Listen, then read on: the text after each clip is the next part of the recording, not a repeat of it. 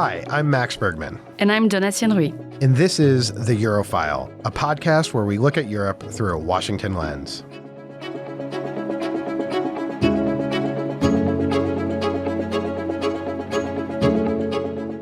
Welcome back to The Eurofile. Today, we're celebrating something very special. This is the 100th episode of The Eurofile. Ta-da!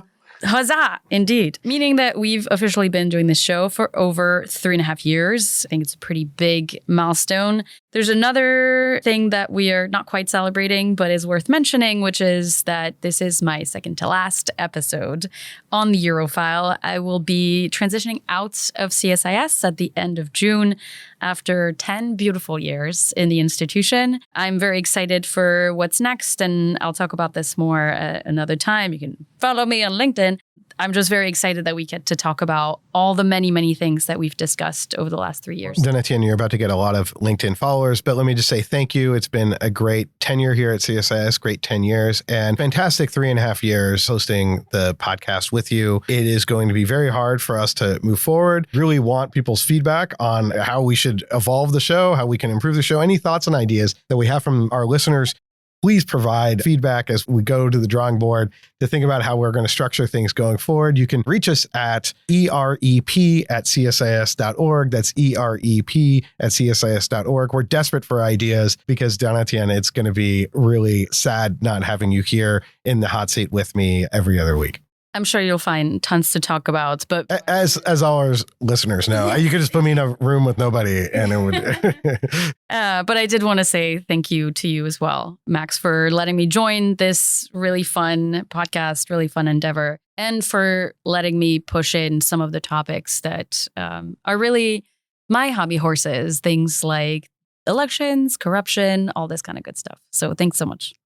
Thank you. The pleasure is mine. But we have a show to do. There's a lot that's happened over the last 100 episodes, and I think it's time to reflect back on everything that came before and what's coming next.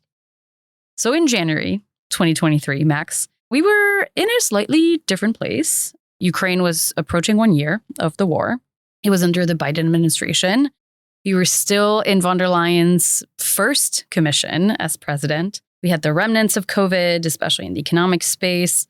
And Finland and Sweden were not yet members of NATO. What sticks with you with the start of our big journey here?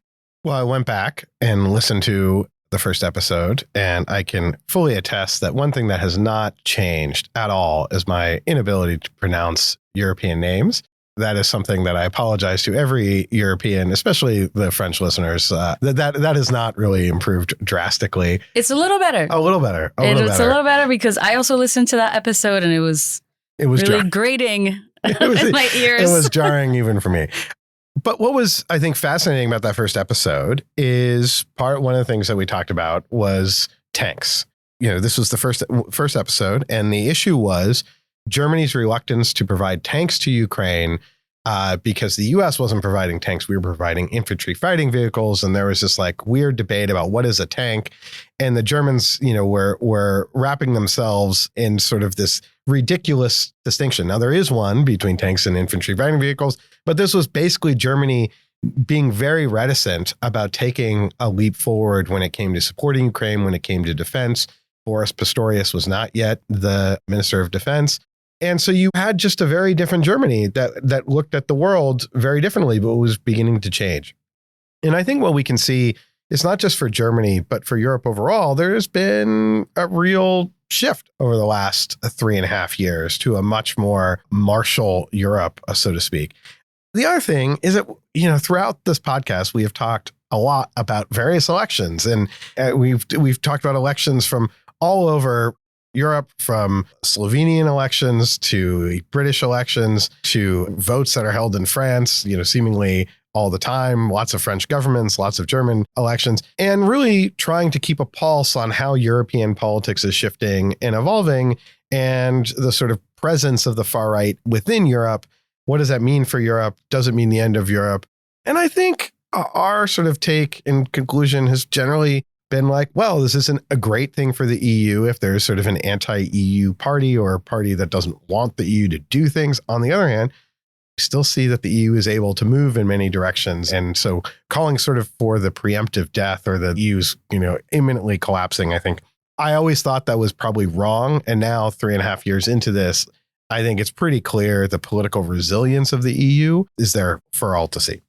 That's one thing that hasn't really changed ever since even that first episode is just kind of been like a story of ideas being floated, new policy options, immediately deemed way too ambitious, or Europeans are never going to do this. They can't get it together. And then it just pushes the Overton window. And then you end up with a non-paper that becomes a real paper that then floats around the commission and it makes its way to the council and then it's implemented. So I think that hasn't changed at all. Even the topics for this first episode that we did, which was about like armored vehicles, whatever the difference is, but also corruption in the European Parliament. And then we talked to our colleague Sophia Besch about the Zeitenwende. Obviously, the situation has changed drastically on the ground, but it was already about, one, the centrality of Germany for Europe. That hasn't changed.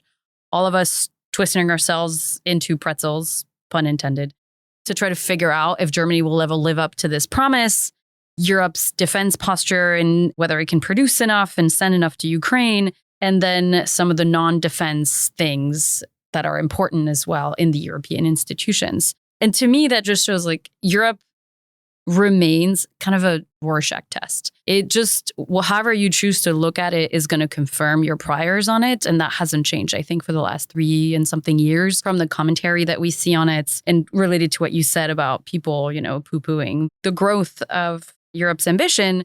Because if you already think they're slow and they're never going to meet the ambitions, you can find things that point in that direction in the last few years. But if you think they can do better, you can also find evidence that points to that. And I find that really interesting.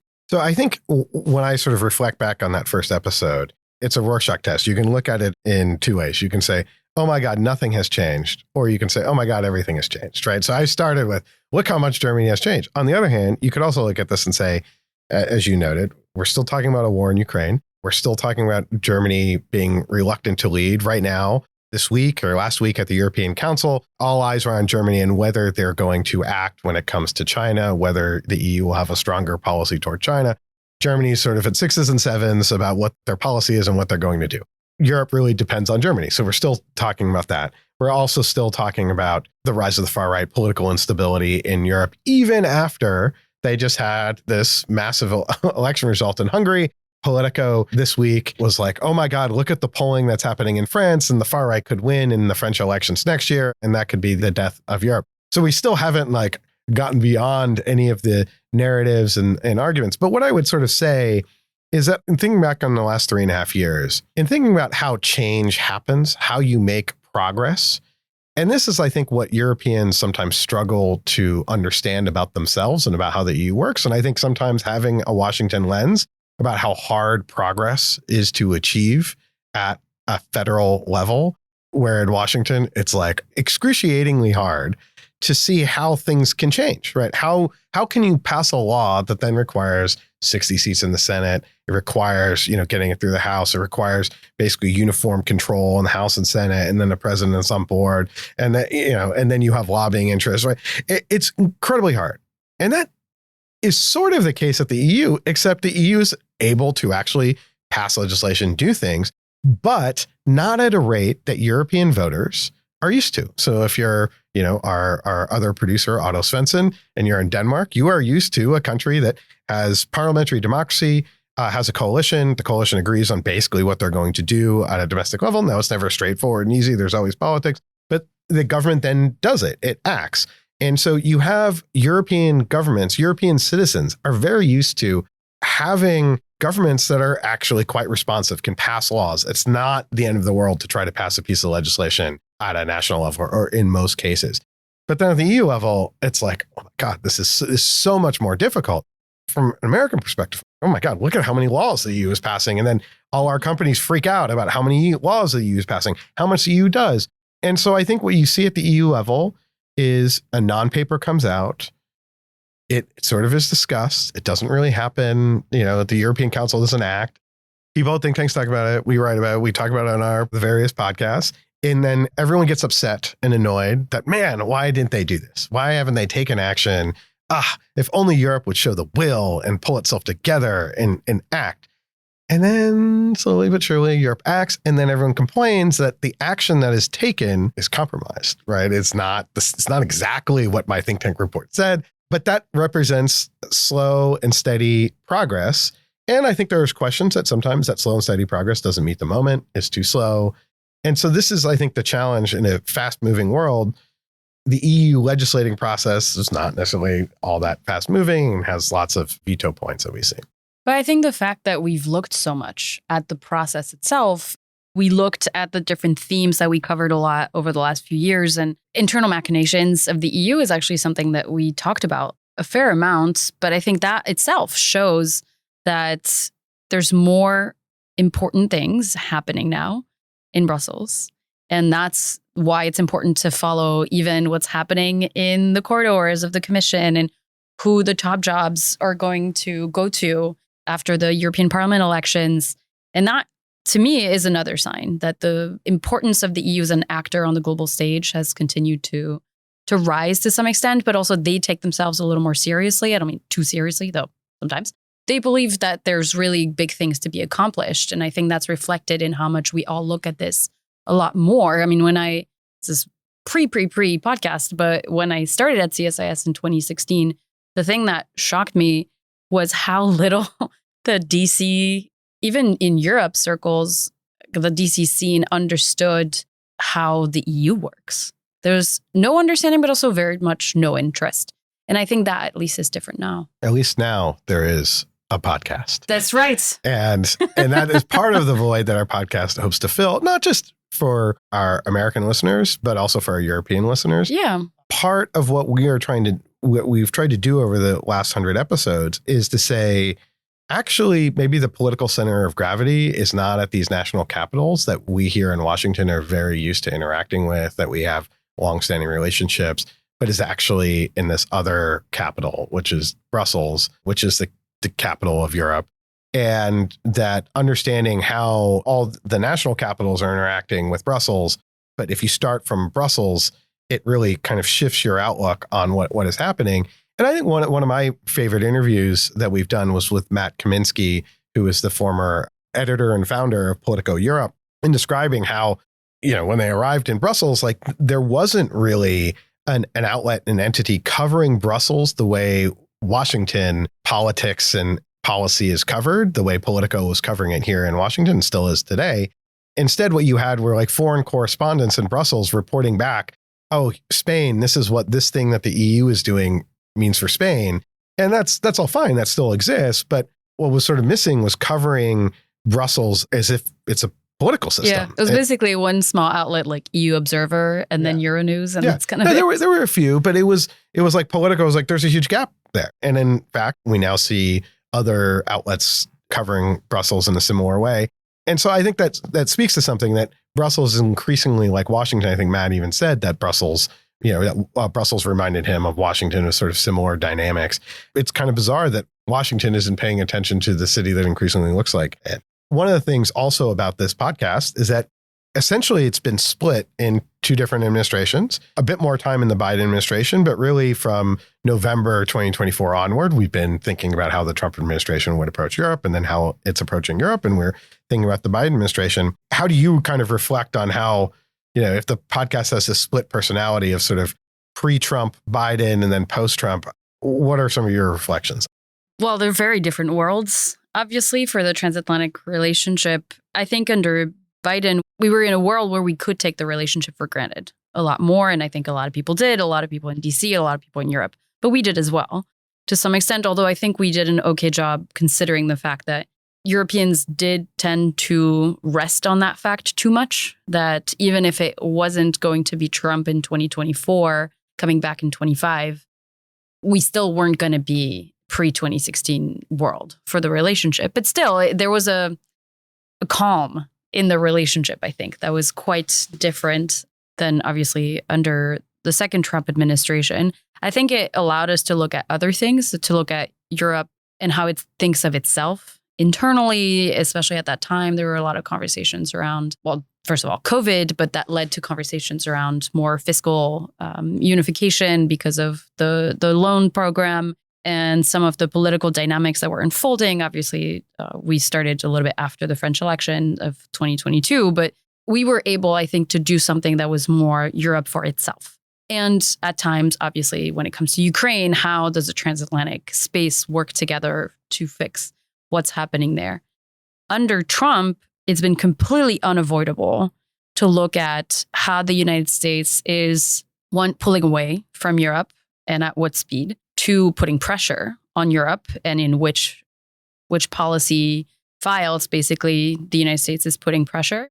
And three, how can Europe plan for its future in a radically different kind of relationship with the United States? That's a huge difference between the two, although we've still looked a lot at what's happening inside Europe, but the lens on it, I think, is different. Yeah. I guess the way I sort of reflect on it, during the Biden administration, for me, I think it was trying to sort of say, okay, how can this relationship be better and stronger? What are we not getting out of it from an American perspective? And my argument to them was that the Biden administration, in some ways, was the most open to engaging with the European Union that we've seen since really any administration since the EU was declared in 1992. And you could argue, I think, basically since John F. Kennedy. John F. Kennedy, I was actually pals with Monet. Jean Monnet would come have lunch with Kennedy, did so multiple times. So really, I think the Biden administration in some ways was the most pro-European project administration since the Kennedy administration. And yet it was also one of the most, quote unquote, traditional, where it was very focused on trying to maintain NATO as the center of US engagement with Europe. And I guess my critique of it is that up until Biden stepped out of the race, the assumption from the Biden administration was that there was going to be 4 more years of the Biden administration. So what they did not recognize, which I think now in retrospect, and hindsight is always 2020, is that they were an aberration. That the Biden administration in some ways was a throwback to 20th century, to in some ways the Cold War era, America really focusing on Europe. It didn't come in focused on Europe, but after Ukraine. And you could argue that we don't have to rehash all the critiques that are many of which are quite fair. It could have been stronger on Ukraine, all of that. But the Biden administration was sort of America is back in Europe. That was the slogan when they came in. And I think my critique of them is that when you had the NATO summit here in Washington, it was the opportunity, and I wrote this at the time, to think about what comes next. And there was a specter of Donald Trump of beginning to figure out what is the transition from a U.S., not just led NATO, because the U.S. is everything in NATO. The U.S. is all encompassing. And so what is the transition to sort of get Europe to be able to defend itself? And if that had begun under the Biden administration, that doesn't get turned off on the Trump administration. Instead, that it was just sort of, the keys were handed over to the Trump administration and said, okay, now we're going to do this transition.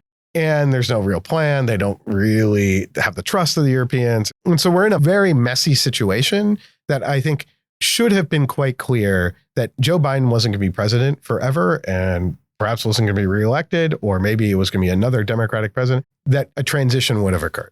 And in the 2024 end of year podcast that we recorded, you were talking about the NATO 75th anniversary, the summit that Biden organized. And you said it was a birthday party, but we hope it's not a retirement party. And I think that encapsulated it very well, is like they didn't do anything to really work towards preventing a retirement party. And look where we are now. In a similar way, when we recorded a podcast when Trump was reelected in early November 2024, we were talking about what that would mean for Europe. And one of the things you mentioned was like it's an administration that's likely going to be staffed with people who want to reduce America's role in Europe, shift the responsibility for Europe's security. Again, I think that fell very much in that bucket, things that could have been prepared for, but I think it was just a little bit easier. And as much as it pains me to say that Charles Michel was right about something, he did say at the time, Europe needs to step up. And he was right, because there were kind of 2 paths, even under the Biden administration, for the transatlantic relationship. And the more positive one required preparation already at that time. Now, again, you can give a lot of reasons. Everybody was preoccupied with a lot of other things, but there's a lot that didn't happen. And in a similar way, for example, in that 2024 end of year episode, we talked about the fact that it was kind of a wasted year even for Ukraine on both sides of the Atlantic. So there's definitely a big shift between the two administrations, but some things kind of remain. One of the, I think, big turning points also came after the election, and I think we all remember Vice President J.D. Vance at Munich.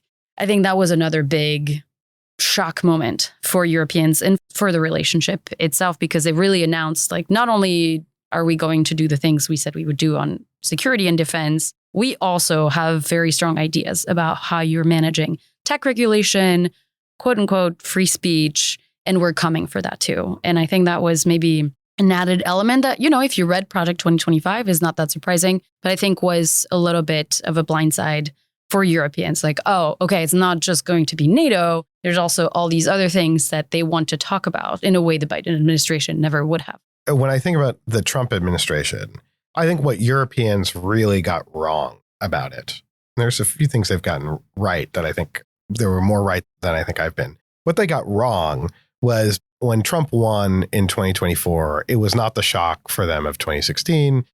They thought, we've been through this. Trump's a deal maker. We'll figure out ways to navigate.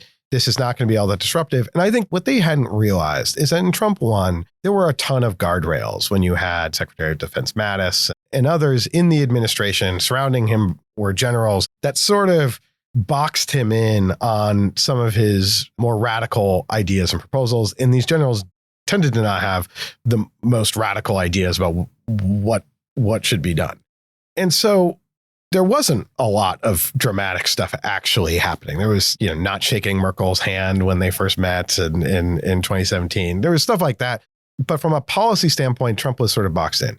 The difference now, and this is what I didn't quite see, was that Trump, in my eyes, has been in some ways the stabilizing force. He has been the guardrails on his administration, and Trump's willingness to not necessarily do deals, but wanting to stay engaged with European leaders, to attend NATO summits, to be fond at the Mark Rutte strategy, I think has worked to some degree of establishing a bilateral relationship with Trump that then these leaders activate and use when Trump's administration tries to do things to dramatically alter the transatlantic relationship. We have seen this recently with the announcement of troop withdrawals from Poland. The president of Poland, who's from the far right, then, gets on the horn with Trump. Then Trump says, oh, we're actually not going to do this. And we've seen that sort of again and again. So, J.D. Vance, what I'm sort of surprised at when we think about the collisions that I thought were coming in transatlantic relations, and many of them have occurred. Some of the ones that I thought were going to happen didn't happen. So on one hand, on the tech side, I thought there was going to be a lot more clashes on the tech side. Now, that said, there's Sarah Rogers, the Undersecretary of State for Public Diplomacy, attacking Europeans on free speech. There are fines. We've sanctioned Thierry Breton. There's actually like a lot happening there, but it hasn't exploded the relationship. I think in part because I perhaps underestimated the economic strength of the relationship. And then we saw this on Greenland, something I did not expect to be a collision point of where the U.S. potentially invading Greenland caused the Europeans to really stand up to Trump back down at Davos. But how did they stand up to him? Well, markets started to get really wobbly. And so the economic relationship actually provides this really important stabilizer that if you push the relationship too far in one direction, it will come back and hurt American companies. It would hurt European companies. So even on trade, they figured out ways to kind of not have it be this epic collision and sort of work through things. Yeah, and I was surprised at how important, that's probably also my own naivete towards that, but how much leverage that economic relationship, in particular private economic actors in Europe, had on European policymakers. Around the time of the Turnberry deal and the tariffs, et cetera, it felt like at least there was a part of the political space in Europe that was ready to go with the anti-coercion instrument and really just go, okay, we're sick of this, let's hit back. But then after that, slowly those forces starting pushing towards a deal. And same thing earlier this year in the lead up to the parliament. Well, once the parliament froze the deal temporarily because of Greenland and then took it back up, the push and pull of the different institutions made it so that it will pass on time, probably. And I was surprised by that. I thought there would be more pushback, but I didn't realize the strength, as you said, of the stabilizing influence of those economic considerations, which I think is probably a pretty good thing on the whole. I think we were quite accurate on a good amount of other things around even Ukraine. I mean, just remembering the number of times you talked about the prospect for those negotiations just kind of going nowhere. I think that was a prediction I felt very confident about. I think check mark for that one. But also the U.S.'s role slowly diminishing into NATO, inside NATO, I think is still very much a big thing. But of course, there's a lot more that can come for even just between now and the end of the year. It's a packed year. Thinking about what we're looking at, there's obviously still the Ukraine question. I think it's slowly picking up momentum in Europe. We've spent the last 2 years having all these conversations around defense spending and creating more options for also like armaments and provisions to Ukraine. Ukraine has also built itself up as a provider of security and acquisition center for other countries, which I think is a positive sign. So that Ukraine is one for me. I think the European pillar of NATO/European defense related to this is going to keep being a real conversation with real prospects. And one of my hobby horses, I think enlargement is actually going to pick up some momentum, especially around Montenegro and Albania. I think Ukraine, Moldova just remain further prospects, and the rest of the Balkans as well. I mean, Serbia is very far from accession now. I think we've moved away from the discourse that even we saw a lot in the last couple of years, or at least 2 years ago, that was very much like, well, it's either all of them come in now or there's no enlargement. And it feels like there's maybe more openness, and we can disagree on that, but I think there's more openness to a tiny country like Montenegro coming in without too much reform versus a country like Ukraine. At least from the tea leaves that we see now, the tech enforcement will continue. I think Europeans have decided that, these are our laws. We should probably continue enforcing them. And because we've decided this is what is good for our societies, and these companies should be regulated one way or another. And there's very little enforcement action on the US side. And there is not going to be for a while. So those are the things that I think will be very prominent in the next few years. Yeah, maybe we need to reflect on some things that I think we got wrong, or maybe I got wrong, or have not played out, I think, the way that I expected. And I would have to say that I think the first thing is Germany. It's always Germany. I think when I look back at the Olaf Scholz government and the tripartite coalition, I think they really underperformed expectations. I think it was actually quite solid on Ukraine. I think folks here in America sometimes underestimate the difficulty in moving, in some ways a pacifist left to embrace really supporting a war against Russia. And so I think Scholz deserves some credit there. On the other hand, it was just the government was just totally stuck, and also left Europe totally stuck. It had no vision for Europe. And I think it's really disappointing from the SPD and the German government and the previous German government. And then I had high hopes for Merz having a vision, sort of going back to Helmut Kohl. And, the CDU has historically been the pro-European party within Germany. And it makes me realize that, actually the 16 years of Angela Merkel's effectively Eurosceptic center-right government, we have to remember that she wasn't of the West German CDU. She was East German, and she came into the CDU, but didn't have that same sort of attachment to Europe. But so Merz has not really outlined sort of a clear vision. Now, I think things are happening on Capital Markets Union, but I was sort of expecting this time last year, after he was elected, that we would see sort of a Franco-German push to do something big at the European level. We're still not really seeing that. Instead, we're seeing, as we talked about in the beginning, this sort of grind forward.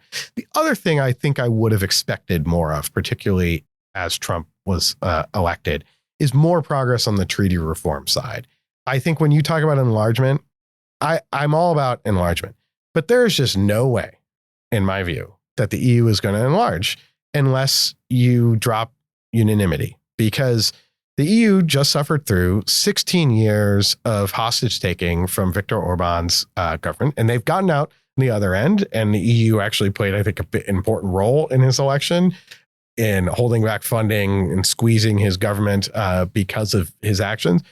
On the other hand, the idea that the EU is just going to let in more and more countries, and you're going to go from, instead of 27 countries around the table, you're going to go to 30 or plus, some of which, are new democracies, have, recently been highly corrupt, could have an election go the wrong way, or could have an election that goes to a Eurosceptic or anti-EU party. And then suddenly you're facing a new dynamic like that. So to me, the treaty reform really has to go hand in hand. I'm surprised there hasn't been more progress. And I think Ukrainians should really push that with some of their boosters.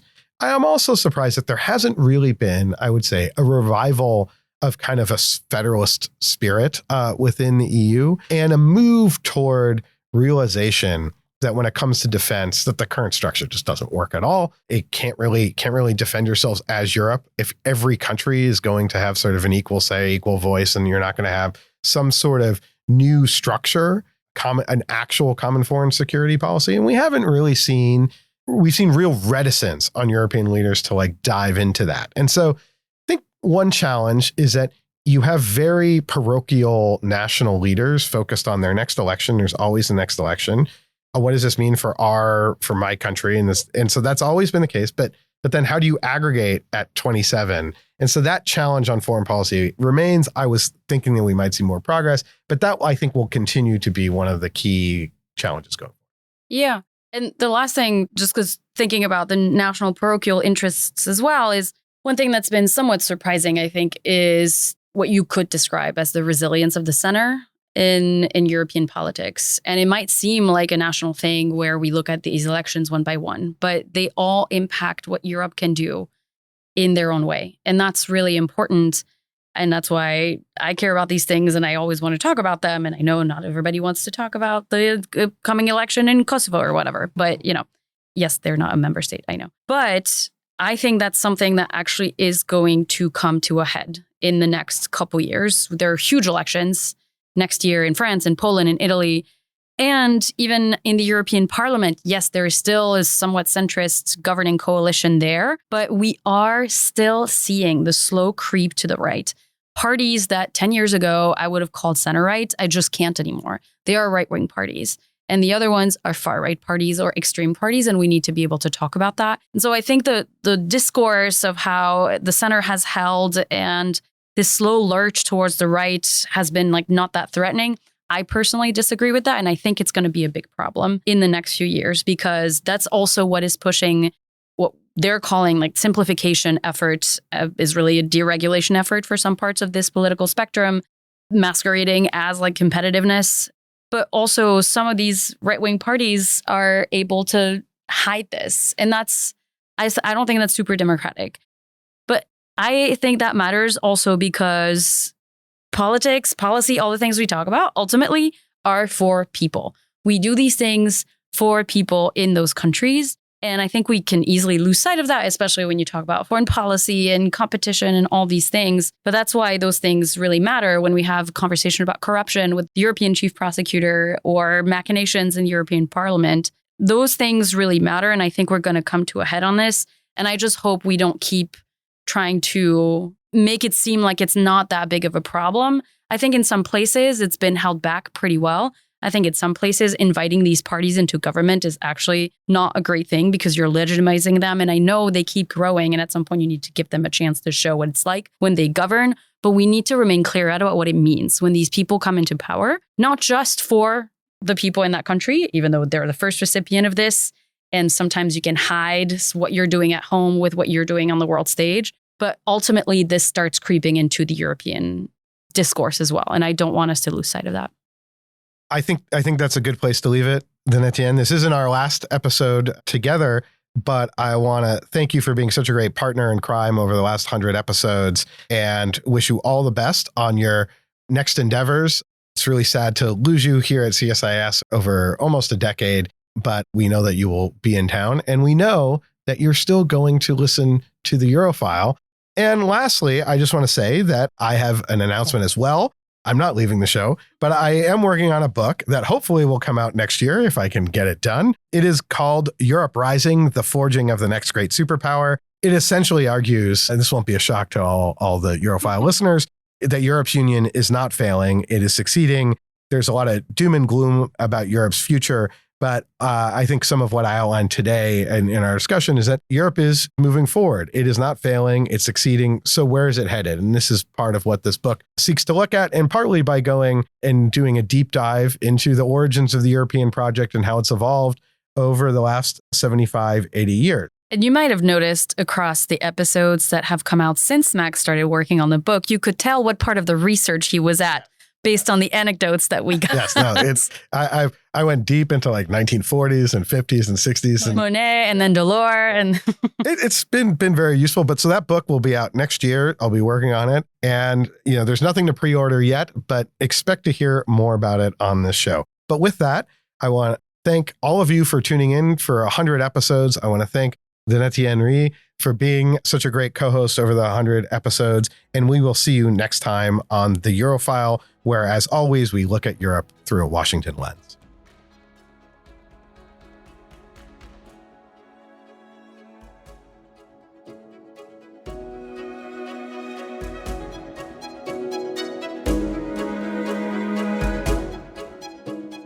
That's it for today's episode. As always, if you enjoyed the show, please subscribe and leave us a review wherever you get your podcasts. You may also be interested in our sister podcast, Russian Roulette, which covers the latest on Vladimir Putin's Russia and the ongoing war in Ukraine. Our thanks to our producers Shannon Young, Otto Svensson, and Lexi Linnefelter for coordinating and researching this episode. We'll be back soon with another assessment of Europe through a Washington lens. Until next time.